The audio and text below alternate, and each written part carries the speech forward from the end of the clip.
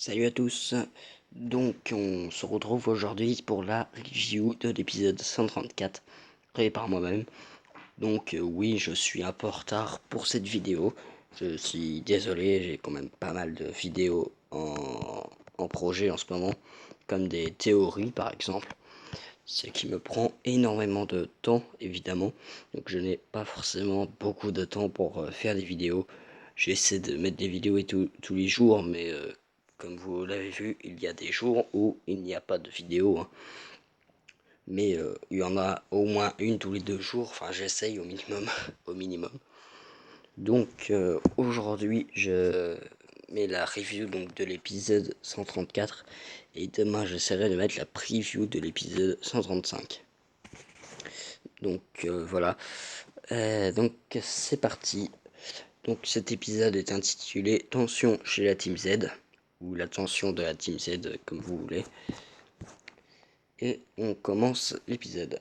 Donc la tension est à son comble. Goku prend le corps de Beerus dans ses bras, sans dire un mot, mais avec un regard énervé et triste. Vermoud dit à Champa, je retourne dans mon univers pour préparer la contre-attaque avant qu'ils ne viennent nous chercher. Champa, je reste connecté avec toi, tu es désormais mon seul messager de confiance. La Team Z ne sait que faire quand le Kaioshin décida de prendre les rênes pour préparer la contre-attaque. Piccolo prend la parole en disant quel est le plan. Le Kaioshin dit il faut agir vite et ne rien dire à Zeno surtout. Il détruirait tous les univers pour régler le problème. Vegeta dit il faut les détruire avant qu'ils ne nous détruisent. Le Kaioshin répondit ce n'est pas une solution car il ne faut pas oublier que ce sont des dieux de la destruction en face. C'est alors que Champa eut une idée. Donc voilà, on va expliquer maintenant évidemment ce qu'il se passe dans cet épisode. Donc la tension est à son comble puisque Beerus et Kaioshin sont morts. Donc Goku prend le corps du Beerus dans ses bras, hein, comme on peut prendre un défunt quand on trouve dans sa famille par exemple. Enfin c'est normal dans Dragon Ball, on prend les morts généralement. Donc, donc il ne dit rien évidemment, mais on voit qu'il est très énervé, qu'il a envie d'exploser tous les dieux de la destruction. Donc Vermoud, lui, s'en va pour retourner dans son univers, hein, préparer sa propre contre-attaque. Donc voilà. Ensuite, Champa, il reste connecté avec Vermoud, hein, voilà. Puisque Beerus est mort, Champa c'est le seul qui peut aider en gros. Donc la Team Z évidemment ils sont tous déprimés, ils savent plus quoi faire. Donc quand je dis le Kaioshin, c'est le vieux Kaioshin évidemment puisque Beerus et Kaioshin forment un ensemble et ils sont morts tous les deux. Donc voilà.